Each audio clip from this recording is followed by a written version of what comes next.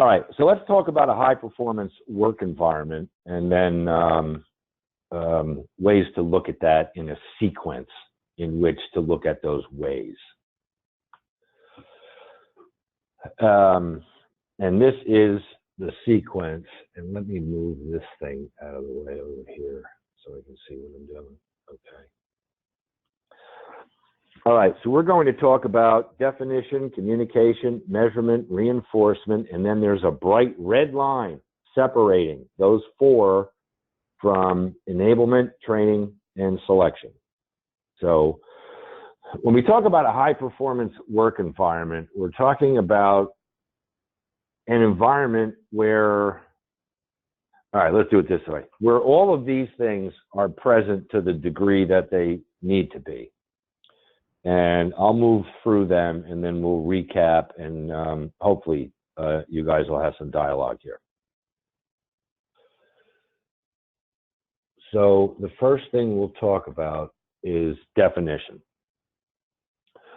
So what people need to have in the workplace is some understanding of, okay, what is my performance supposed to be? What am I supposed to do around here? And so what is my job? My experience over the years, having gone in to do business process re-engineering work, and this is my little phrase, and I'll trademark this, or I'll use it in my stand-up routine someday, is if I need a list of things that a person does not do at all, I will go to human resources and ask for their job description. Because my personal experience, more often than not, is I'll go get job descriptions for people that I'm doing process interviews with, and I'll just put them in a little folder or put them face down on a table. And then I'll spend 1 day or 2 days building process models of individual performers. And I'll say, what do you do? Tell me the different things that you do. And how much time do you spend on each of these? And the ones that they spend the most time on, I'll say, okay, what are the steps in this process? And how do you know when to start? And what do you get to work with? And how do you know when you're finished? And how do you know if you did a good job? And they'll tell me all this stuff. And then I'll go back and look at the job description, and I'll go, wow, none of that's on here. And it's frustrating, but that's just how things are. And maybe over the years, job descriptions have gotten better, but I'd be willing to bet 50 cents that they haven't. So we need to define for everyone in the organization, what do you do and how are you supposed to do it? Okay, so we ask the question, are the work requirements defined? And are there standard procedures to follow? Are there standards? Is there a documented way that says this is how to do this correctly? And that specifically and directly applies to Sean. Would that be correct, Sean? Yes, it does.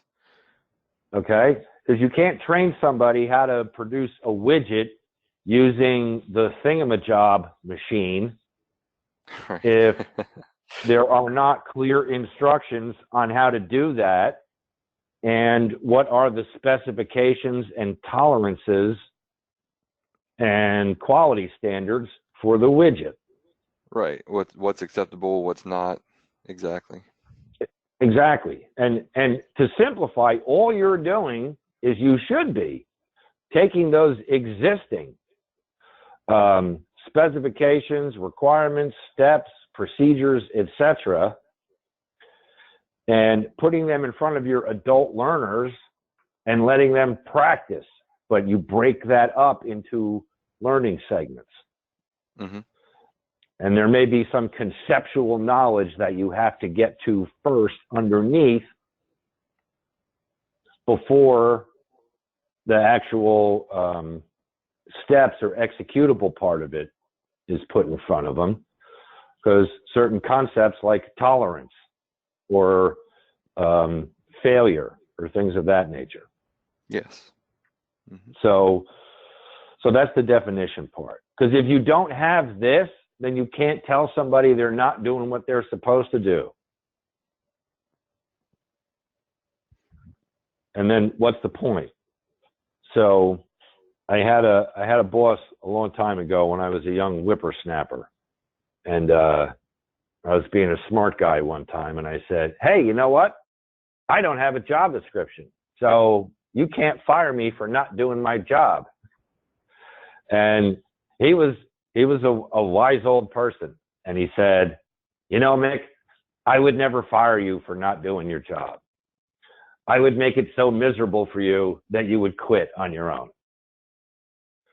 And that way, their company wouldn't have to pay any unemployment insurance."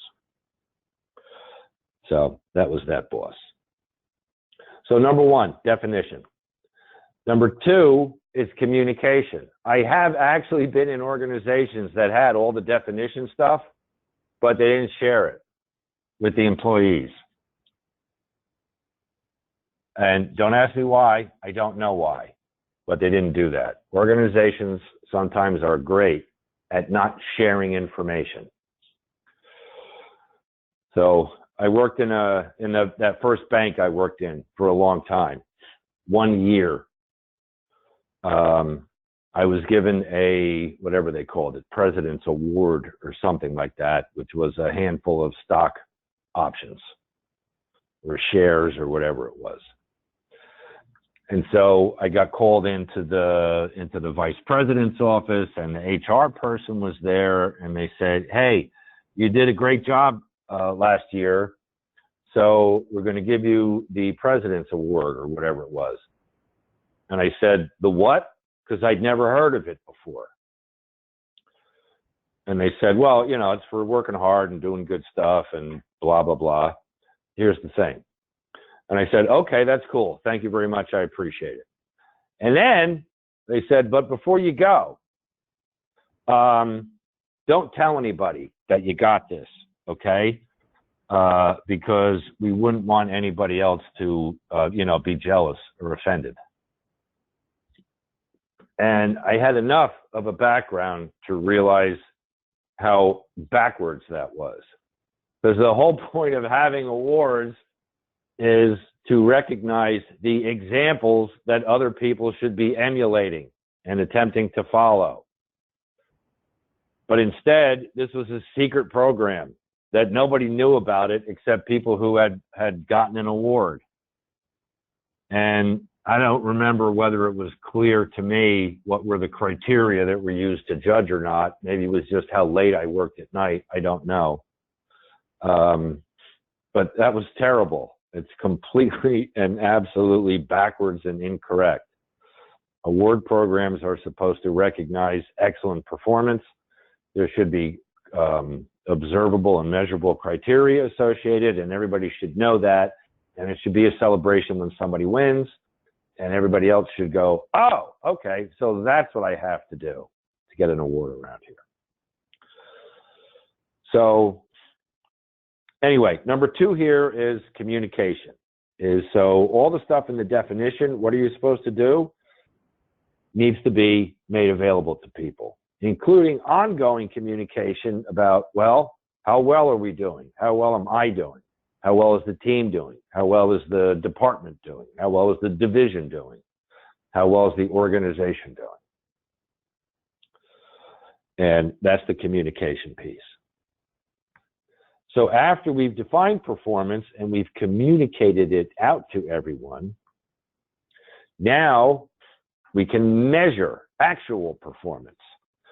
And I may have to update this, Greg. So let me ask the four folks on the call, are any of you familiar with a thing that's called a balanced scorecard? Nope. Okay. I did get human resources, but I forgot all about the balanced scorecard. Yeah. So that's a beginning indicator of how old I am. Because I used to be on the circuit with those guys, and they did conferences, and they, of course, would be keynote speakers, and I'd be off in one of the side rooms after that in one of the concurrent rooms. So, but I guess the balanced scorecard now is a forgotten thing, and that's something odd, I guess, that I've observed over the years. Is, you know, every couple of years there's a new thing that comes out in the world of management, and whether it's who moved my cheese or the wisdom of teams or whatever the fad is anymore. It's really the same old stuff, just formatted and marketed differently. So, but I don't want to wax melancholy on how old I am.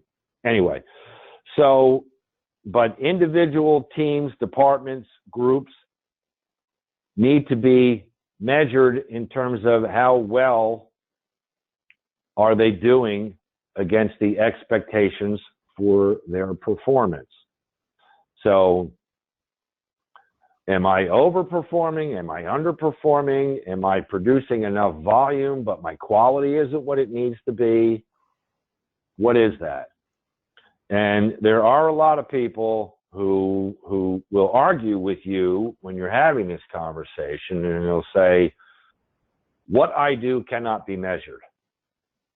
And my response to that is, I can measure anything.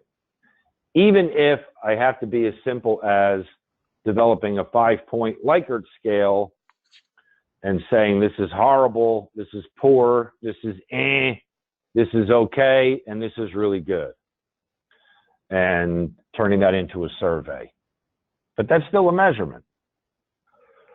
So, and I did work with a large investment company that's headquartered in Baltimore, and we actually built a rubric once that was used to evaluate how effectively creative a piece of work from the marketing department was.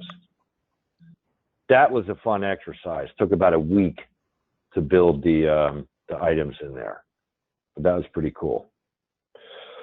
So we have to measure performance somehow. And then the whole point of measuring is so that number 4, we can provide positive and negative consequences. Positive to reinforce good performance, and negative to attempt to extinguish poor performance and transform that into good performance. So we want to know, what are the consequences in this organization around correct or incorrect performance? And I have been in many organizations that, even though everybody knew that this person over here, they're crushing it, and this person over here is just showing up and phoning it in every day. And yet, at the end of the year, one of them got a 1% raise and the other one got a 1.5% raise, which really is indistinguishable. So the message there is, when there are no reinforcements in place aligned with excellent versus not excellent performance, the message the company is sending is, doesn't really matter. So why are you working so hard? And I won't ask the 3 of you who were involved in educational institutions what variable reinforcements are in place for good work versus poor work. Although, if any of you are involved, or can any of you tell me a story about either your current or a previous workplace where there were meaningful consequences around good performance versus not good performance? Anybody been in one of those places?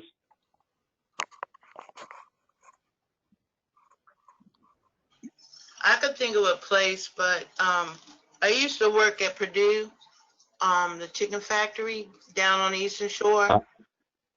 Okay. If you tore up the meat, they pulled you off the line and put you on the cut up. Okay. And did that result in like a reduced wage? No, it did. It kept you at the same wage until you could perform correctly. Then they put you back on the line. Okay. And was it just better working conditions on the line versus the cut up? Yeah, because on the line you had several people. You may have 3 or 4, because I used to debone breasts, and it would come down on the line. And if, like I said, if you tore the meat up, they would take you off the line until they felt you were ready to get back on the line, because you had 2 other people in front of you. And you had, okay. so every 3rd or 4th cone, you had to be able to perform the task on the meat before you. All right. You know. All right. And I'm guessing they could probably measure pretty accurately, right? How many, I'm just going to make up a metric here, but how many pounds per hour you could process that made it through quality control, right? Yeah, that's exactly right. All right. And was everybody on an hourly rate, or were they on a piece rate? They were on an hourly rate. Okay. So there's no real incentive for me to just totally kill that job and be super awesome, is there? Nope. Which you'd think that would be in the interest of the company, right? If the average processing is, let's just say it's 30 pounds of meat per hour,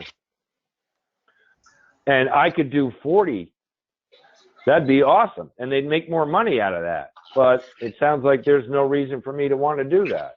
That's true, because you would only end up in a better position. Say, like if you were the 3rd person, you would move up to the 2nd or the 1st. And you don't want to be up there to the 1st, because you got to keep track of everything. So it's more work, but not more money?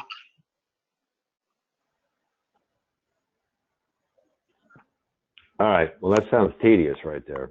That was. So, Mick, I have an example. you don't miss that. Yes, sir. So at a different institution of higher learning, I've been at more than a few. If you were so good at your job that you got a reward for taking over, or let me put it this way, being provided with opportunity to take over other people's work. So instead of that person having some sort of negative consequence, they were ignored, and the light was shined on people that did a good job, and their opportunity, that was the word they liked to use, was to basically do more of that person's job, which was kind of interesting. Yeah, so it was a high intrinsic reward system. Yeah, and it was always couched as an opportunity with the old management. Yeah. Like the more you kind of built your empire, like the more people and budget you had underneath you, the more powerful you were. That old model, which I guess is still existing in a number of organizations and industries. But yeah, that was one of the models. Yeah, that's awesome. Okay, so those are the top 4, and again, this is in a sequence. So let's now move to the bottom 3, and so this is enablement, which means, to what degree does the organization enable the performers to execute their required performance in an excellent way? And enabler number 1 is the organizational structure, which is the org chart. So is the org chart built in a way to help or hinder individual and then group performance? I have been involved in organizations, and I won't pick on education all night long. So this one will go after government entities. But the same occurs in corporate America as well, where if I'm a person over here and I need to interact with a peer who's over in another tree in the org chart, the only way for me to officially get to that person is I have to communicate up, up, up until there's a common manager, and then the communication goes down, down, down to that person over there because of company culture and protocols. And that's really annoying, and it slows things down, and the communications are never effective. So that organizational structure and the associated culture that went with it were disabling. Second element here is, and Greg, I've got till what, 10 o'clock you told me? Mountain time, yes. Okay. All right. You know, I only do this once a year, and I get so wound up that I just want to keep going. So, okay. So, all right, 35 minutes, and I'll call it a night.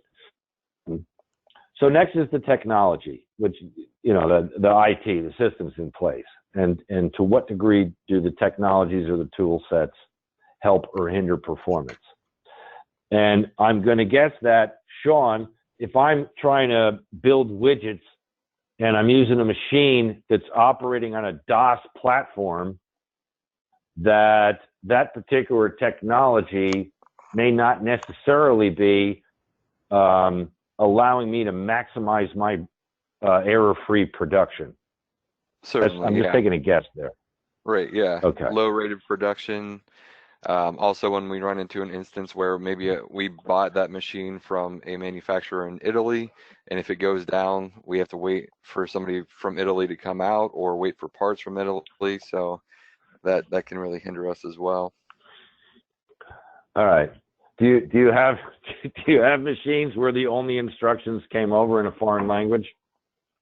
I ran a machine one time that I broke a piece of, and it went down for about a month until they could get the part shipped out from Italy. So yeah, I've Wow. firsthand had that experience where that pre-planning and kind of making sure that you have the tools that you need comes into play.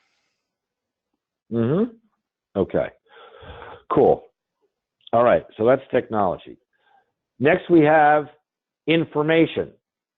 So all of these things, the data that I have access to, the information, knowledge, etc.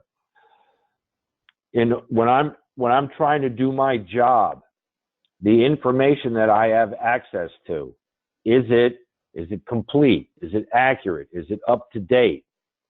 Is it easy to use? Is it everything that I need? Or is it just part of that?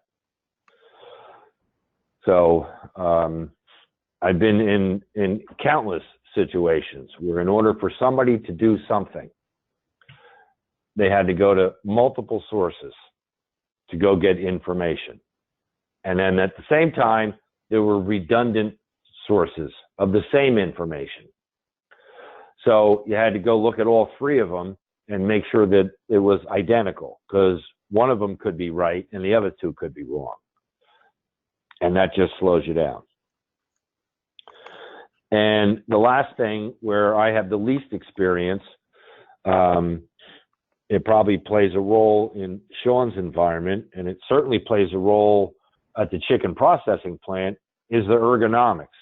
And that's essentially means when you leave work at the end of your shift, the end of your day, do you have a sore neck, a headache, and a backache, which means that you're physically being worn down or you can't see well because the lighting isn't good? Or is the physical environment conducive to being physically healthy? I have worked recently in a couple organizations that were pretty on top of that, where most of the desks are those desks where you can press the little switch and the desk can go from regular desk height to a standing desk and back and forth. So I have seen more recognition of that lately than I'm used to seeing that in the past. So those are the 4 categories I have here for enabling work performance. Now, if you've gone through and you've actually been able to check off yes, yes, yes, yes, yes for the 5 that we've talked about so far, now we get to training, which is what all you guys do for a living to some degree.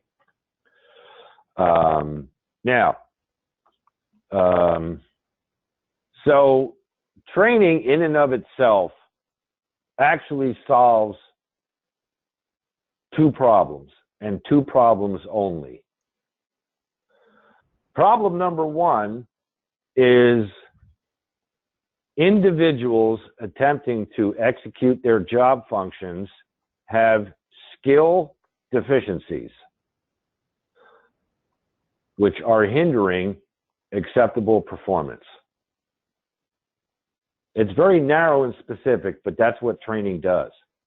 The other purpose or function that training serves is to produce records for compliance purposes. And that's it. Training does nothing else. And the only 2 problems that training solves are a problem of skill deficiency or a problem of we need compliance records. Would anyone like to argue with me? And you're more than welcome to.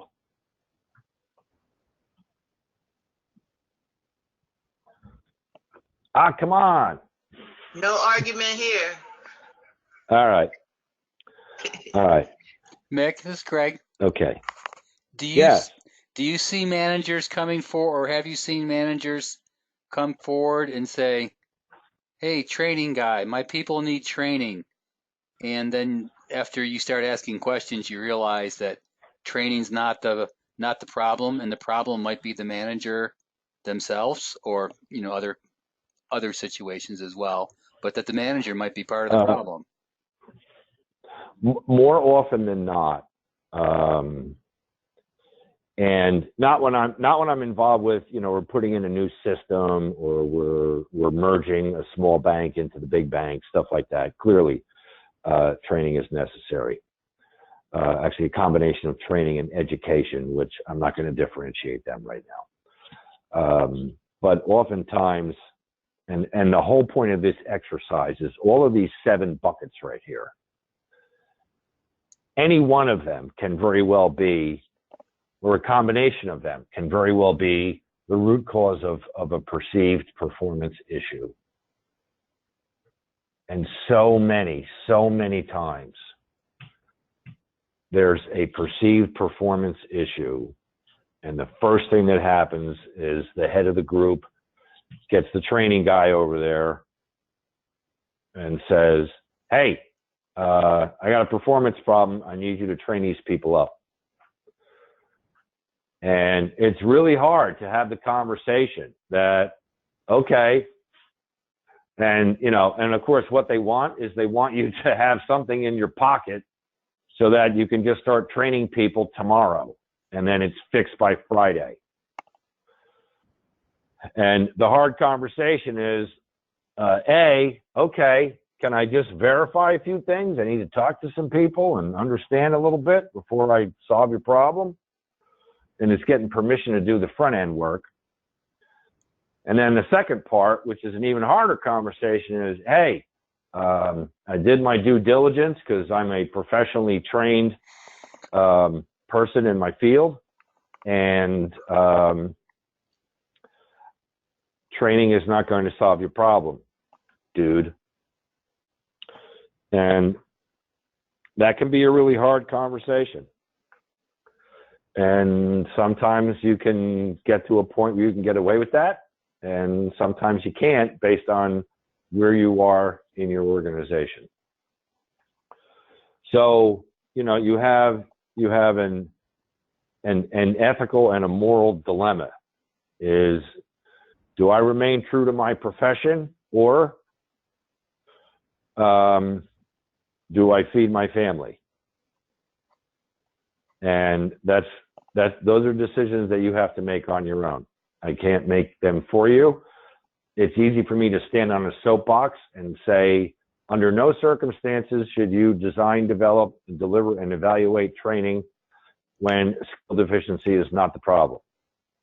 I'm not going to tell you that. I'm going to tell you that you should always want to live indoors and feed your family.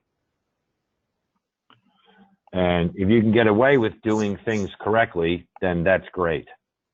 But, you know, always try to cover your butt and couch yourself. You say, okay, I'm going to go do the training, but from what I'm seeing here, I don't know that that's the entirety of what the issue is here, or some kind of conversation so that you can step out of the training world and into the performance world, which, if you have that title, trainers are only allowed to talk about training. Performance consultants, on the other hand, can talk about whatever they want to. They can talk about all this stuff. And sometimes it's just the job title that allows you to get away with things. So the two things to ask is, do the performers have the right skills to do the work? And is the work performed frequently? And that frequency question has to do with type of training, and or if something happens randomly or infrequently, like year-end stuff, then training, especially if it's not near the event, is a waste of time. And your better bet is to just get some good documentation together and make sure that's available when the time comes. So part of my standard repertoire when I go into an organizational change management situation, even if it's a new system. So within a new system, we're talking about end users. End users have job titles. And by job title, they have certain tasks or processes they perform. And I always want to know, how many people are we talking about, and how frequently do they perform this activity? Because if you have a bunch of people and they do it constantly, it's a whole different approach than there's a couple of people and they hardly ever do this at all. And I'm not going to waste classroom training on that. I'll put classroom training if necessary, because it's expensive. On a big group of people that do something important and they do it frequently and they have to start doing it right on day one, then we're going to have to do a serious training effort. Other than that, I'm going to back off of that and find another way that should be less expensive and invasive. So that's the training piece. And next we have selection, because it may very well be that performance is defined, it's communicated, it's measured, it's reinforced, all of our enablers in place, training is available, and we're still having problems. Okay? And this gets back to the assessors for transfers and the joke I made earlier. And it may be, you know what? We're just hiring the wrong people. I'm sorry, but not everybody is a good candidate for every job. So that's what we have here. And ideally, when you're looking at candidates for positions, you have some type of a competency model in place that is clear. These are the tasks that need to be performed. This is the equipment or the technology that people use. And here are the skills that they need to have. Here's the underlying knowledge or experience, and here's behaviors they have to bring to the table. And that should be the core element of your selection process. So, and then the last thing is more of a wrap up of the process is, are we in a learning organization or an organization that continues to make the same mistakes over and over and over and over again? Or Do we make a mistake? And that's fine, but we learn from it and we improve ourselves. So now I'm just going to zip back up here and let's talk about the red line. So when I've been in consulting as an external or even an internal in an organization, and somebody up at the top of the food chain thinks that over there in this group, department, division, whatever, there's a problem. 95 times out of 100, they're going to go after one or two of the enabler things. They're going to say, we need new technology to solve this problem that I believe we have. Or we need a little reorganization around here, and that will solve the problem that I think we have. Or we need training to solve the problem that I think we have around here. Or we need to get better people in here. Get rid of the ones we have and get me some new people. And that will solve the problems that we think around, that we think I think we have around here. And that's all below the line. And I draw the line there because below the line is where all of the stuff happens. These are all of the interventions that get thrown at a work environment that is perceived to be having problems.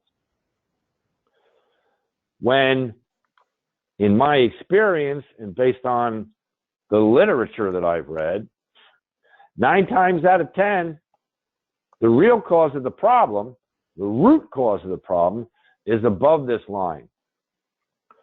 Performance is not well defined, or it may not be communicated, or it's not measured, and there's no proper reinforcement system in place. Now, everything above the line, that's the responsibility of leadership, not the workers. The leaders are supposed to be doing that. That's what leadership is. Determining, why we exist as an organization and how are we going to succeed. And then I get a bunch of people to do stuff, but I got to tell them what to do. And I should be able to be clear about that. And I should be able to recognize in some, at least slightly objective fashion, who's doing well and who's not doing well. And there should be a consequence for working hard and being successful. And there should be another consequence for not really caring all that much and just kind of showing up and muddling through your day.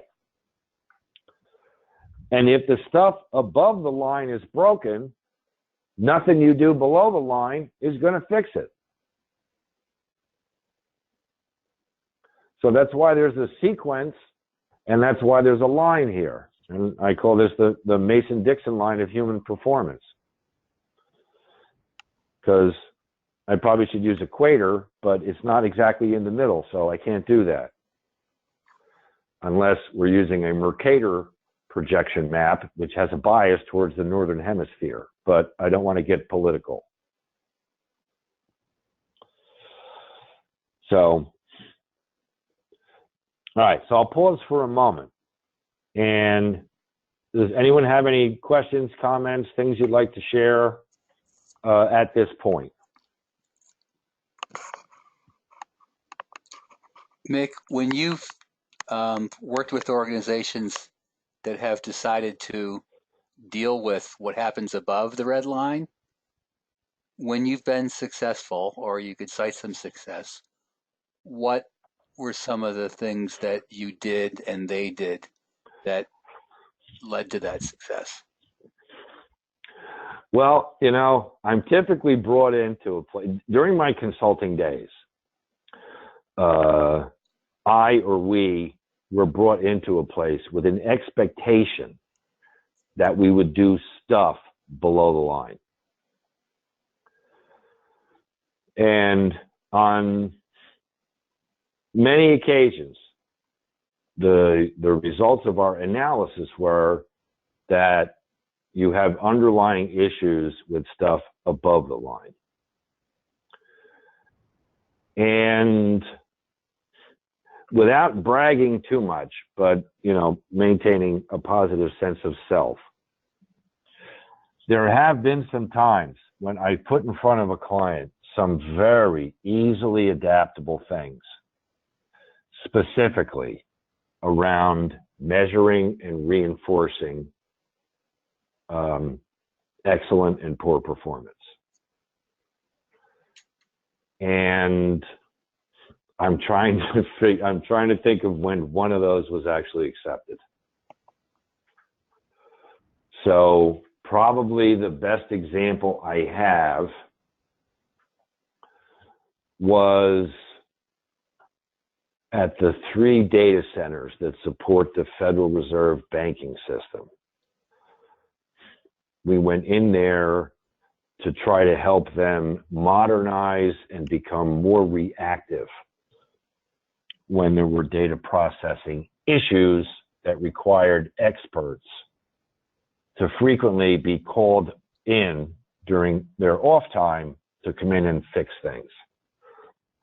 Because in that particular environment, time is extremely critical, because these are the data centers that process the overnight bank clearing transactions for the United States financial markets. So they have to run every night, and they have to run on time, and there is no option. So one of the recommendations we did was there were these low-level people operating second and third shift in the data center, and if they saw blinking lights or error messages, they were commonly referred to as screen jockeys. They saw an error message and they'd start making phone calls to get somebody in there who knew what they were doing. And the recommendation that we made was, look,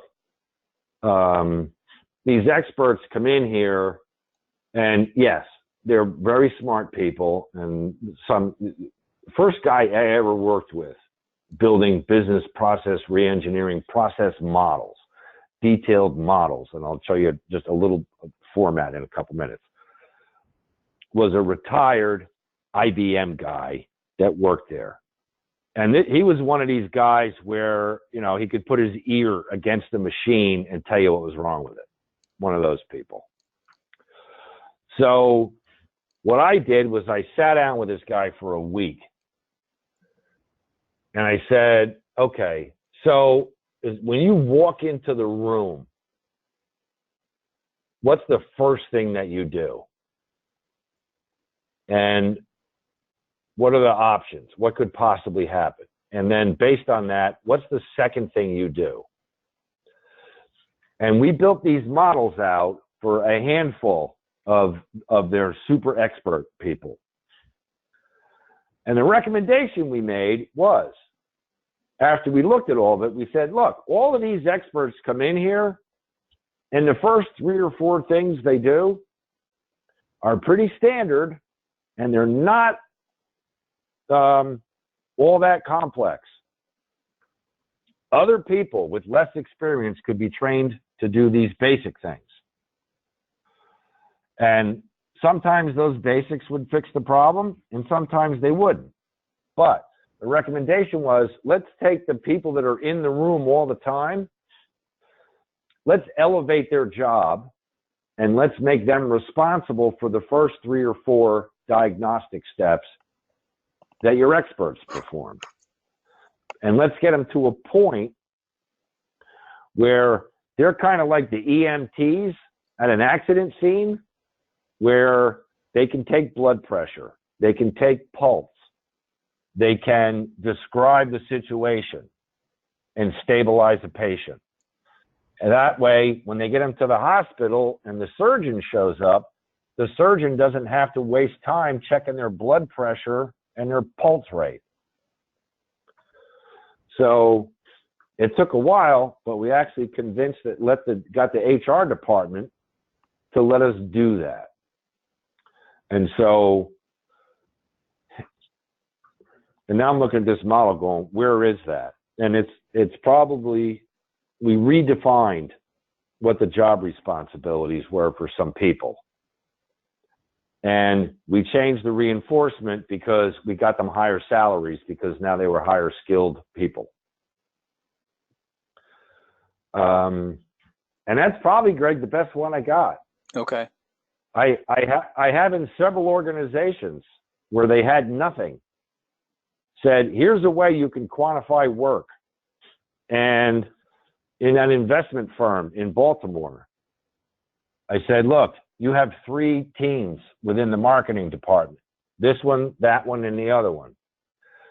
We can quantify their work in terms of the number of projects they execute per year and the degree to which those projects meet their marketing goals, which is either new customers or upsells on existing customers. We can do that. So those measures can be constructed. And all you have to do doesn't cost you anything. It's not even compensation. It's every month. Just publish the 3 team results and put it on a big sign outside the vice president's door and rank them 1, 2, 3. And track progress over the course of the year. And people will see that. And nobody wants to be the member of a last place team, even if there's only 3 of them. People want to be in the first place team. But that was considered a violation of the culture. Even though across the hall, the people who executed trades, the dealers and the brokers, they're measured every 6 minutes on the volume of trades they're executing. So that made no sense to me, but you know, at some point, you got to say, okay, whatever you want, here's my invoice. Can I use you as a reference? And then you go.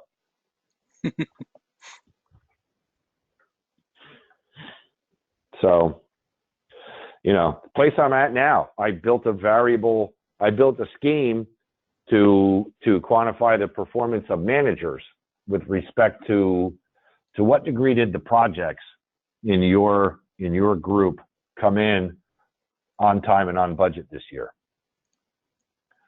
And let's make that part of your performance appraisal and drive what your performance rating is. And that's gone nowhere. So anyway, it's a hard sell, but seriously, it's above the line. That's where the real root cause of your performance issues is. But as soon as you're talking to the people at the level that they're hiring and paying you, and you say, look, you own some of this, okay? They don't want to hear it. They want to go, no. I want you to fix them. Fix them. So let the drawbridge down, go across the moat, go out there in the field, and, you know, fix the proletariat. Because we're up here in the castle, and we make no mistakes. So they do a good job of protecting themselves, the people in management then. Yeah, but then they continue to bitch and complain about performance issues. And it's like, dude, you know, you can fire everybody and hire a whole new replacement team. But your measurement and reinforcement system is driving mediocrity. Interesting. So, yep.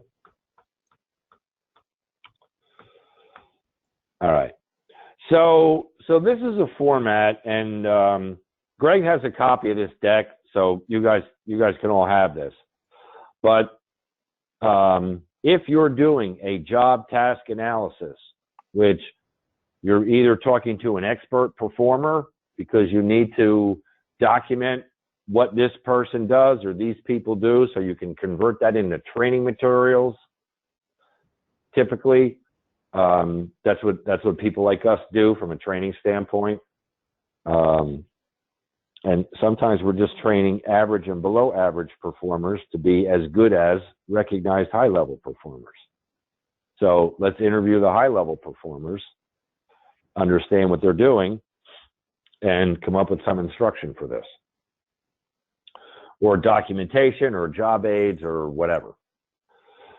So you talk to a person about, so tell me what you do, and they'd say, well, you know,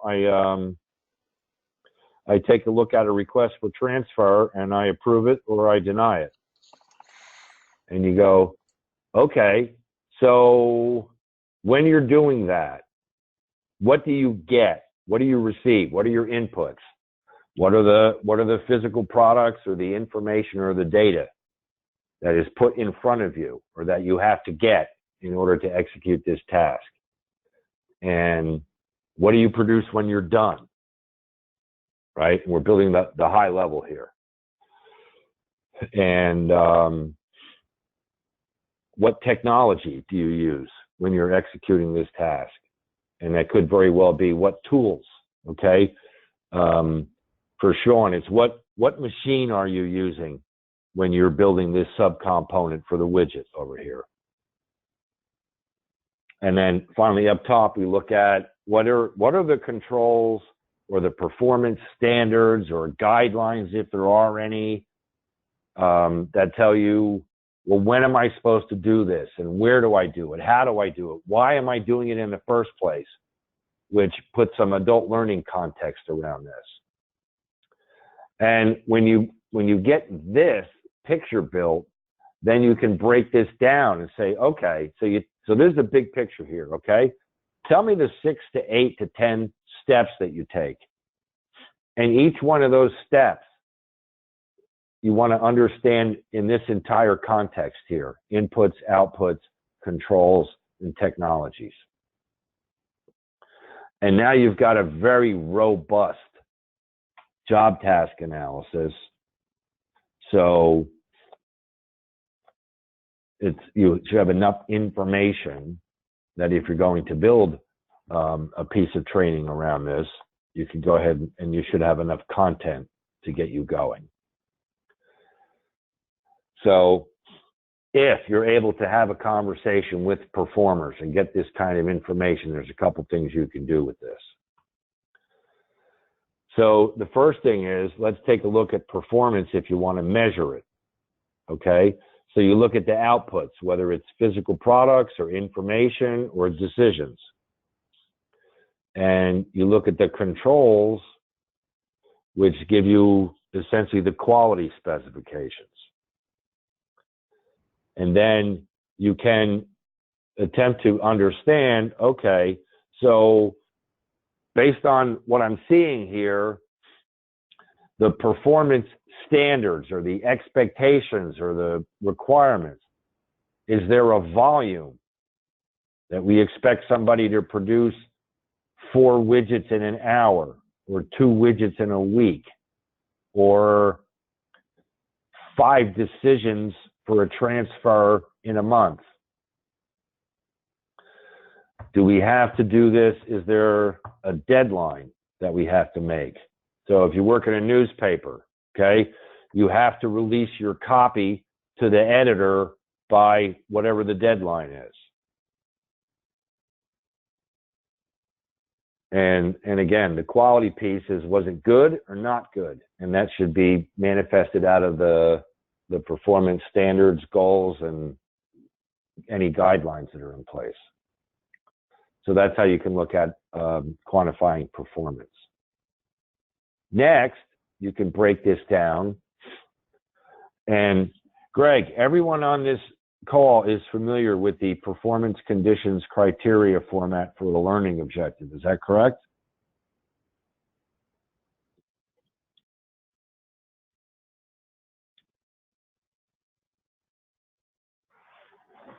All right, I'm not hearing a yes. I was on mute, sorry. Yeah, Okay. They should be familiar with the ABCD format, the action, behavior, the condition, and degree. Okay, so I need to learn that. Because again, I'm operating in ancient hieroglyphics here. So can you translate this into ABCD? I mean, the action is is the verb right here in the box, right? Right. And then, what Okay. behavior will you see as a output of that? Okay, so that's your output. Yeah, what will you observe to know that they've learned that or done that correctly? Okay. So on here, here's your action in the box, and then whatever comes out of the box, whatever the result is, that's your behavior? Right. And then condition is this in a training, like a lab situation? Is it using a manual or other tools? Is it a live situation, or is it in a simulator? Like what information will they be giving to assist them, and what are they dealing with? Okay. Those are examples of the condition. And then degree is how well do you do it? Okay. So yeah. All right. So we're there. Okay, you got it. Yep. Okay. Cool. All right. And with 2 minutes to spare. How's that? Awesome. That's the end of the formal presentation for this evening. So let me be a little bit more direct. So, and I'll go backwards. So, Sean, did you get something out of tonight? And there's no need to be polite to me. You don't know me, and you'll probably never meet me.